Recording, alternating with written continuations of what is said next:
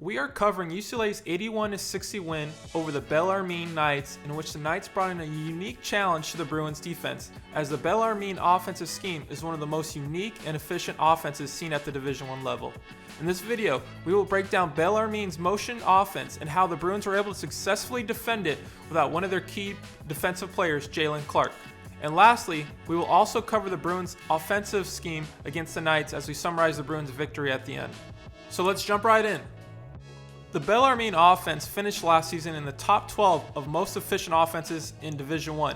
And what makes this offense stand out is their lack of ball screen usage, as they finished the year with 4.5 per game, breaking the trend of what is now a heavy ball screen game.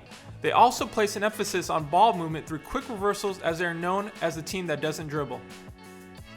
Due to their personnel of having 5 skilled players on the court that can pass and shoot, the Knights welcome long possessions, forcing defenses to have to defend up to the entire 35-second shot clock, as their constant motion attempts to grind you down into a defensive breakdown or lapse that will lead to a higher percentage shot.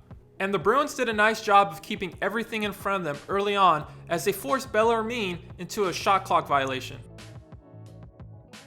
And while the Knights made the Bruins grind on defense for the entire shot clock, the Bruins often forced the Knights into contested pull-ups or long threes while the shot clock wind down.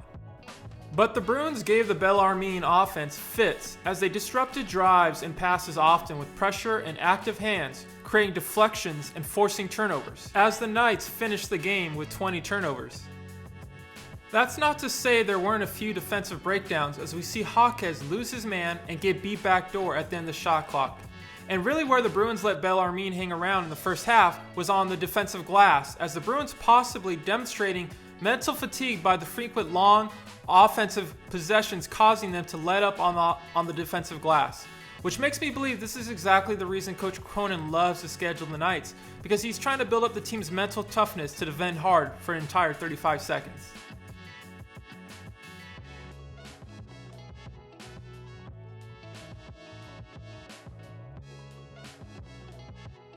While offensively, the Bruins demonstrated some Bellarmine-esque passing out of the post trap, as they reverse the ball quickly on this possession, as Tiger finds Jaquez for the layup. And again, the Bruins demonstrate another great passing possession, as Bona kicks out and we get 3 quick ball reversals to an open Sanka for a corner 3. But this is still an area of the Bruins offense that needs fine-tuning, as Bailey makes the wrong read after the trap is set on Jaquez. Now focus your attention onto Abramo's man. He now has to cover the next pass to Bailey, which will now leave Abramo open, forcing Andrews' man to cover the next pass, and then Bona's man having to cover the next pass to Andrews. And ideally, that's how the play should have ended, with a couple quick swings to Andrews would have forced the big on a long closeout on a guard, Andrews, leaving Bona in position for a feed or in a great position for offensive rebound. But Bailey's initial read of dribbling right back into the side of the trap instead of the quick ball reversal leads to an Andrews turnover, even with a nice skip. And the Bruins have displayed this bad habit over and over of dribbling right back into the direction of where the trap is, as the correct action would be to go away from the trap with the ball to attack the weak side of the defense. As you can see, Andrews has a wide open Abramo with one more reversal, and Bona setting a nice weak side screen on Abramo's man. But we instead get the dribble back to where the pass came from and a shorter closeout for the Knights. And where the Bruins really hammer the Knights was in their ball screen game with Bona, as in this possession we get 2 quick reversals and a pass back to Andrews for the drive.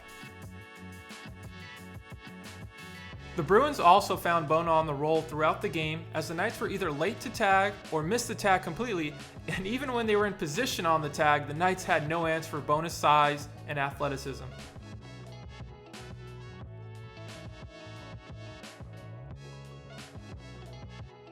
And Bona even showed off some nice playmaking ability with this nice drop-off pass to Jaquez.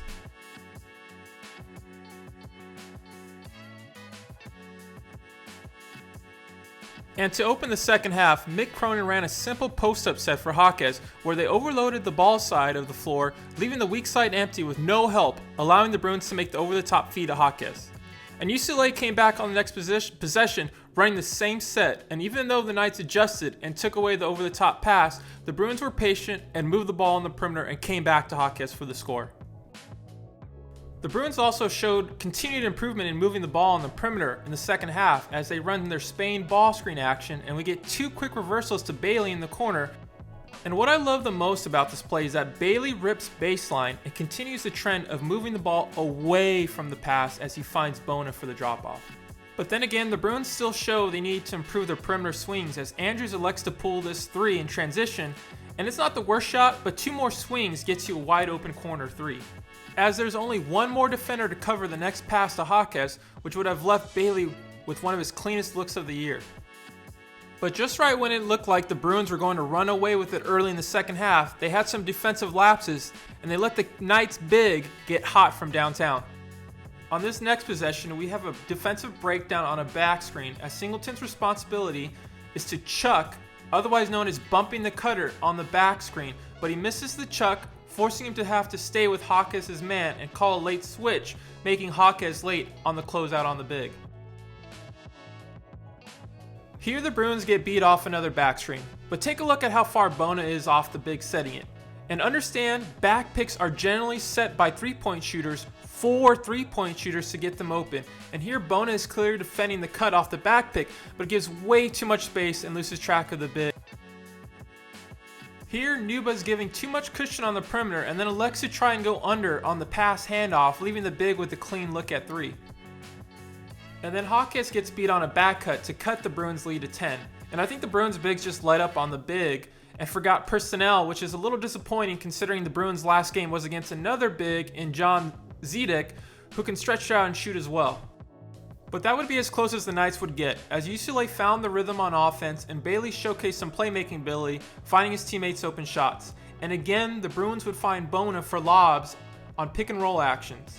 And the defense also tightened up after the Knights' big run, as the Bruins would hold the Knights to only 10 points in the last 8 minutes of the game. Overall, the Bruins defense was pretty solid, as they did a nice job of keeping mostly everything in front of them as well as defending the shot clock. And while the Knights may not be the most athletic team, they make up for it with offensive efficiency and the rapid ball movement.